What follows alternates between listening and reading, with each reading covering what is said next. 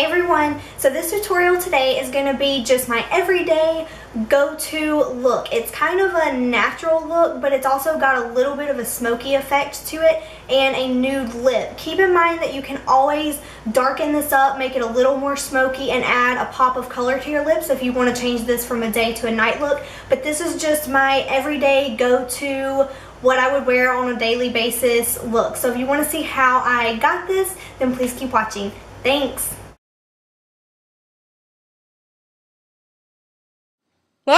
Don't let me scare you with all my no makeup gloriousness going on right there. Okay, so first I'm going in with the Dermablend concealer, and I am using this as a primer for my eyelids. This just is a really thick concealer and it creates a really nice base for your eyeshadows. And please excuse my eyebrows. I did just get done plucking them, so they are red pretty much throughout this whole entire video. So just try to ignore that if you can. Okay, next I am going in with a Makeup Geek eyeshadow in Peach Smoothie, and I'm using a Sigma, what is this, a tapered blending brush. Oh, it's the E40. I am just blending that all over the crease area. There's no rhyme or reason to what I'm doing. I'm just doing this very messily just so it creates that transition color from the eyelid to the brow bone so that later there's no harsh lines or any weird looking color contrast there. Then I am using Naked from the Urban Decay Naked palette and that same fluffy brush, and I'm just doing the same exact thing that I did with the Peach Smoothie. I'm just using the Naked color just to add a little bit more warmth and depth to the crease because the Peach Smoothie wasn't as dark as I wanted it to be. Next, I am going in with Phloof eyeshadow from MAC. This is just a really pretty beigey, pinky, kind of shimmery color, and I am packing this all over the eyelid, and I'm using the Sigma eye shading brush. It's the E55. Absolutely love, love, love, love this brush. I'm going to pull the skin kind of taut for my eyelids.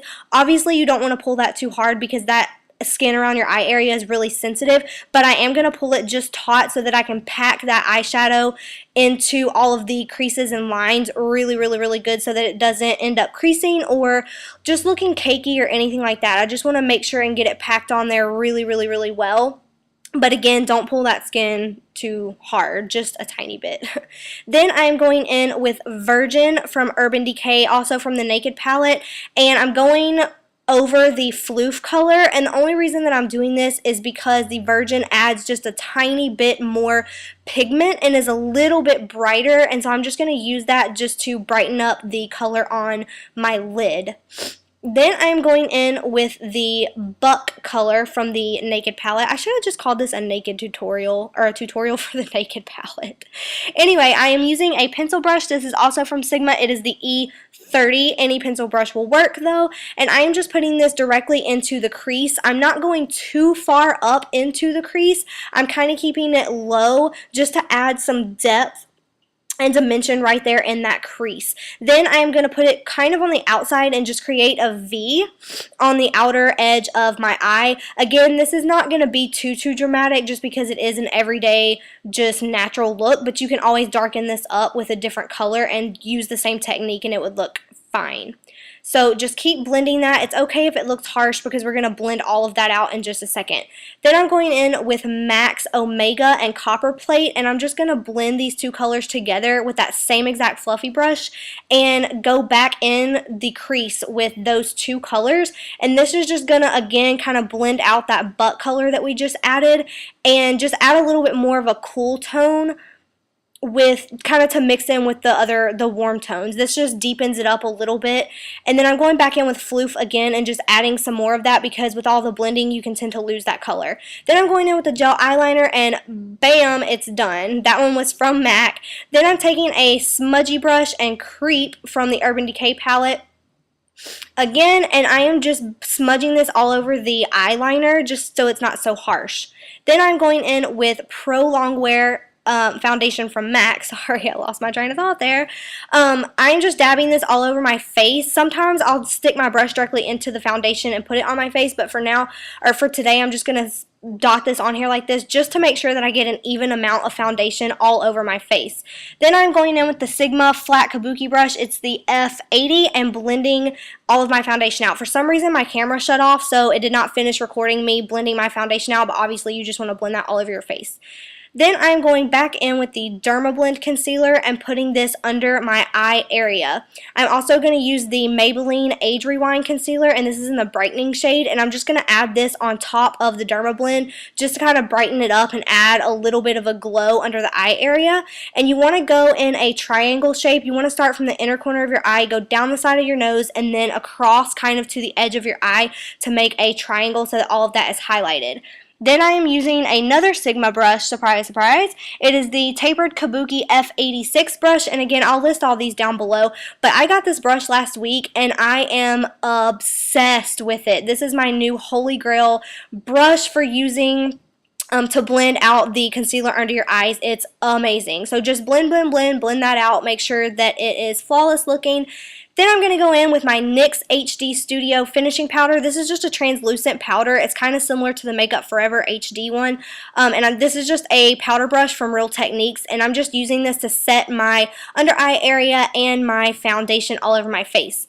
Then I'm going in with the Hoola bronzer from Benefit. This is my favorite bronzer. Naturally, I am pretty fair right now. I have a little bit of the self-tan on, and this bronzer honestly looks good with any skin tone. It's not too orange, it's not too brown, it's not too light, and it's not too dark. So I just really like this. This is the brush that came with the bronzer. I don't always use this brush, but if I want a really chiseled contour look, then I will use this. And then you're going to add a little bit to your temples, and don't worry, it is going to look kind of splotchy, but we're going to go back and blend all of that out so that it's not so harsh looking. That's what I'm doing here. I'm just using that Real Techniques powder brush again and just really blending all of that out on your cheek area so that it's not too chiseled, and then you want to blend it out on your temples too so that it's not like muddy and just splotchy looking. Then I'm going in with Mocha blush from MAC. This is one of my favorite blushes. It's just a really pretty rosy pink with a little bit of peach color in it. And I'm using a Bare Minerals brush. I do not remember what this one is called. I want to say it's like the Flawless Face Brush or something. I don't know. I really like it though because it's soft, it blends really easily, and it's slanted. So it's easy to get the blush kind of right there on your cheekbones. So that's what I'm doing here. And then I'm just going to kind of blend it up into my temples in almost like a C shape around my eye. Excuse my sniffling. I'm trying to get over a cold. Then I'm going back in with Creep in that same smudgy brush. I actually already have a little bit under my eyes. I started doing this before I was recording, but you just want to smudge that under your eye area. It's a little less harsh than eyeliner because this is kind of a natural look with just a little bit of a smoky effect. You want to drag that out a little bit out of the corner of your eye just to create a more winged out kind of cat eye look. Then I'm going to go in with that pencil brush again and the Naked color and just sweep that under my eyes just to add a little bit of warmth to that Creep color.